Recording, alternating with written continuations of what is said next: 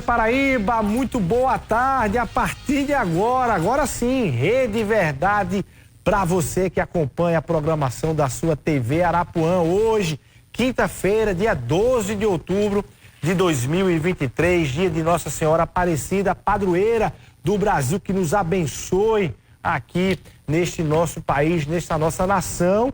Nosso debate de hoje, nossa conversa de hoje é exatamente sobre das nossas maiores riquezas aqui do nosso país, que é a agricultura, é a agropecuária, é a nossa produção rural aqui nesse país. E para conversar com a gente sobre esse tema, inclusive sobre a força das cooperativas rurais nesse país, ninguém melhor do que o ex-secretário de agropecuária da Paraíba, o advogado, o professor, o produtor rural, ele que é membro da Asplan aqui na Paraíba. Eu estou falando de Rômulo Montenegro, que é o nosso convidado. Rômulo, muito boa tarde, obrigado pela sua presença aqui neste dia de feriado no Rede Verdade para conversar com a gente. Luiz, uma satisfação estar novamente aqui e a satisfação de estar nesse dia que se comemora o Dia da Padroeira do Brasil. Uma santa que todos nós brasileiros temos devoção e respeito. E falar sobre o agro nesse dia, para mim, duplamente, é uma dupla alegria. A renovação aqui está em falar sobre o agro no nosso país. Só para a gente começar, Rômulo, qual é a sua história com uma produção rural aqui na Paraíba? Sua história de vida, de fato, e de formação, inclusive, nesse campo. Luiz, eu sempre digo que eu nasci numa toceira de cana. Eu nasci num engenho, no município de Alagoinha. Até hoje, esse engenho nos pertence. A casa que eu nasci na divisão, na sucessão hereditária, ficou para mim. E eu tenho, nos meus horários de folga, sempre estou na fazenda. Então você leva meus filhos estão seguindo isso, porque uma das coisas mais difíceis do agro é a sucessão. Porque o agro é um complexo. Olha que coisa interessante, já começa a conversa com uma coisa interessante, porque existe um processo de urbanização nas pessoas e aí ninguém quer voltar mais para a zona rural, né? Para a produção desse... Isso foi uma fase, foi um ciclo. Hoje está ocorrendo exatamente o inverso. O agro cresceu de forma substancial e está fazendo com que as pessoas voltem para o campo com uma nova mentalidade.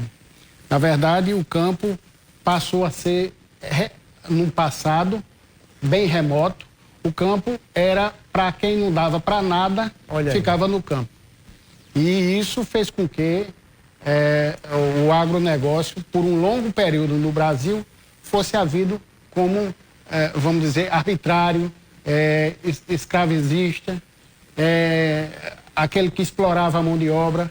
Hoje está ocorrendo exatamente o inverso. As pessoas vão para a cidade, estudam, os filhos, os netos, bisnetos, vão para as cidades e voltam com uma outra mentalidade. E querem voltar. Porque geralmente seria para fazer direito, para ser advogado, para ser médico, para ser engenheiro civil, mas ficava nas cidades, não queria mais voltar para o campo. Tem alguns casos dos produtores rurais que têm grandes espaços, grandes locais de produção, mas os filhos não querem nem ficar, não aguentam passar 2 dias no mato, como se diz. Pois é.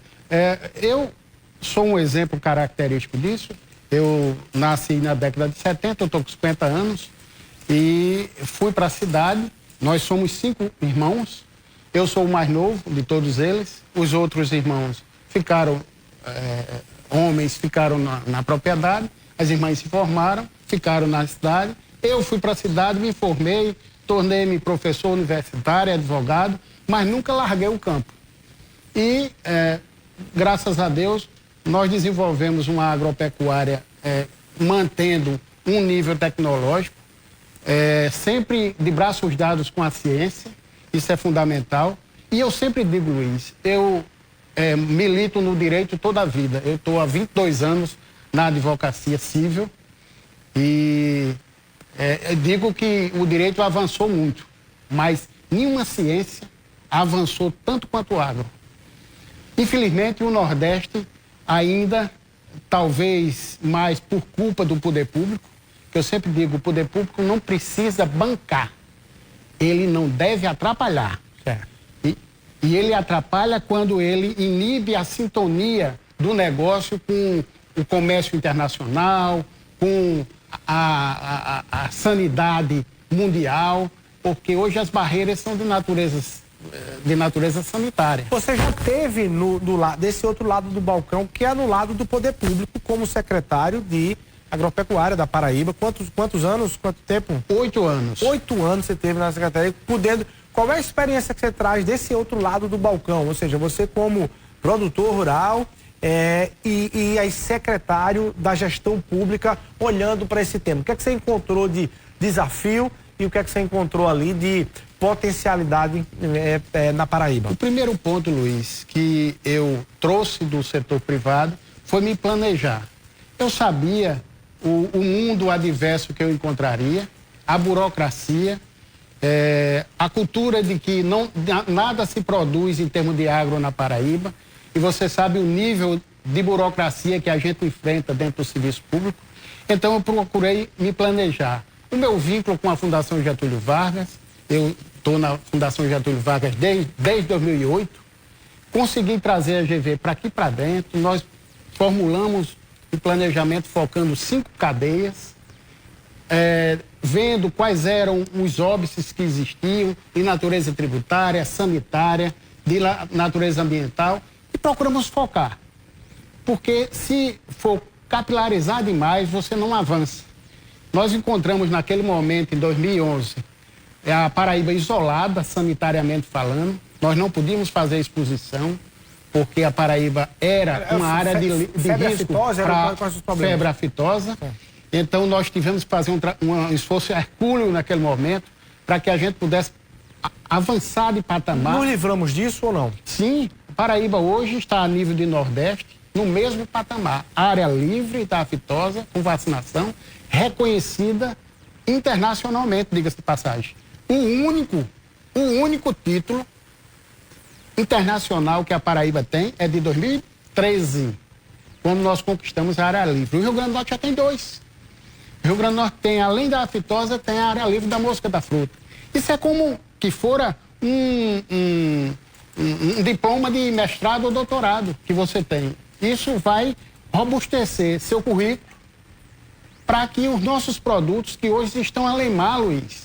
Se a gente fosse traçar ali por ranking, a Paraíba é cana-de-açúcar, é abacaxi, enfim, qual é a caprinocultura, enfim, quais são nossas potencialidades efetivas aí? A Paraíba, eu sempre digo que no Nordeste é aquele estado que tem a maior, vamos dizer assim, a maior riqueza do agronegócio é a Paraíba. Você tem um litoral bem extenso, nós estamos até 120 quilômetros no sentido do interior do estado, com chuvas normais, estáveis, com a possibilidade de irrigação, isso representa muito. E você tem um alto sertão e um médio sertão que tem uma atividade bem fortalecida, pujante. A caprino-ovinocultura hoje banca 35 municípios do Cariri paraibano. Transforma a vida daquelas pessoas no local. Sim, Luiz, olha, para você ter uma ideia, o IDH do Cariri supera o do Brejo hoje, decorrente da caprino-ovinocultura. Agora, é necessário que se faça mais. Porque... eu ia perguntar, infraestrutura logística, estrada, segurança hídrica, né? Segurança hídrica, estradas e segurança mesmo, do ponto de vista dos espaços não serem alvos ali de criminosos.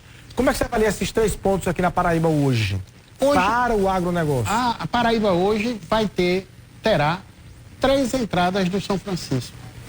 Uma já está em sua, vamos dizer, parcial funcionalidade, que é o eixo leste por Monteiro. E lá, inclusive, o estado tem um estudo, é o único, viu, Luiz?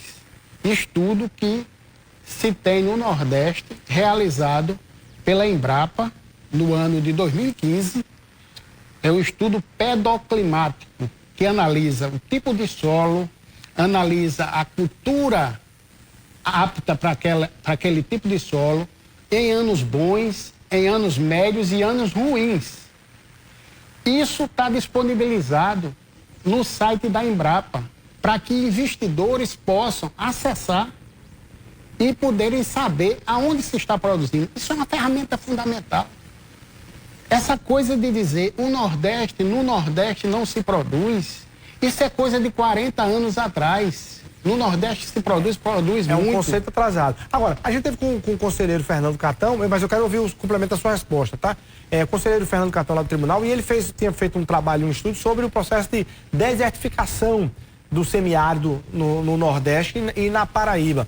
E revelou preocupação com algumas áreas que precisariam de alguns cuidados ali por parte dos poderes públicos, da própria iniciativa privada, para a gente não tornar a Paraíba algumas áreas completamente improdutivas. Há esse risco, assim, você tem um olhar sobre isso? Sim, mas isso é um processo mundial, não é localizado.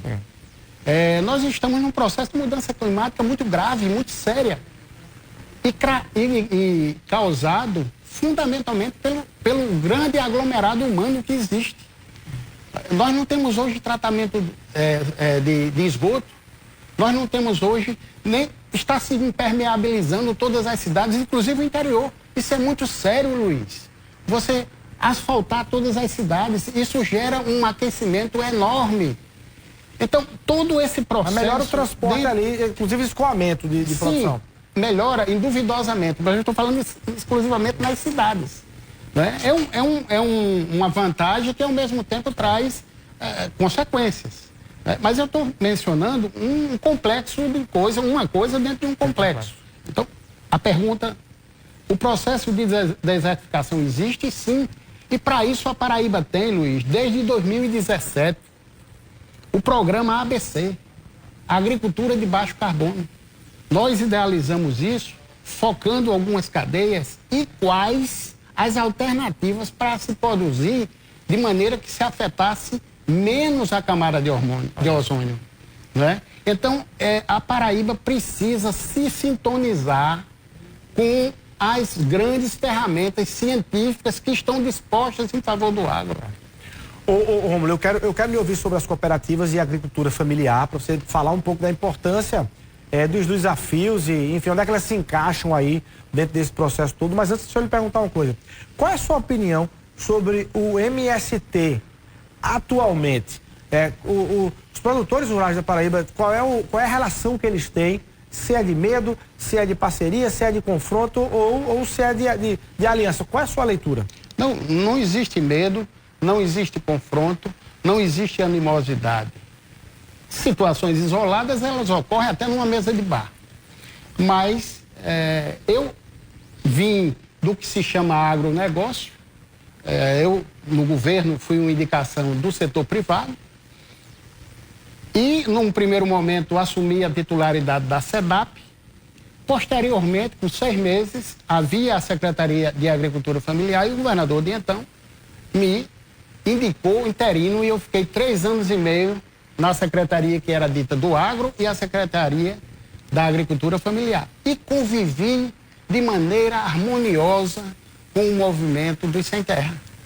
Eu acho que todas as demandas oriundas das diversas categorias, elas precisam ser tratadas, colocadas na mesa e de forma muito, vamos dizer assim, tranquila e com muita objetividade dizer o que se pode e o que não se pode atender. Existe, naturalmente, de 5 anos para cá, vamos dizer, um certo volume um crescimento dessa animosidade, por razões que não nos compete aqui mencionar, né? Mas eu acho que isso é perfeitamente possível de conviver. Eu acho até que essa divisão, ela não é boa, essa divisão que se faz do agro e da agricultura familiar é desnecessária. Tudo é agro. O que é agro? O que é agronegócio? É você produzir, transformar, comercializar. Seja pequena, média ou grande escala. Não importa se é pequeno, se é médio ou se é grande. É necessário que se tenha um foco. A agricultura de subsistência é coisa do passado. Ao poder público compete acabar com a agricultura de subsistência. Ela deve sim sempre mirar o agronegócio. E daí, onde eu sempre defendo um modelo cooperativista. Nem socialista, nem capitalista. Cooperativista. Vamos falar sobre esse tema no próximo bloco? Sim. Muito bom, bom demais. Um minutinho só e a gente volta aqui no Rede Verdade.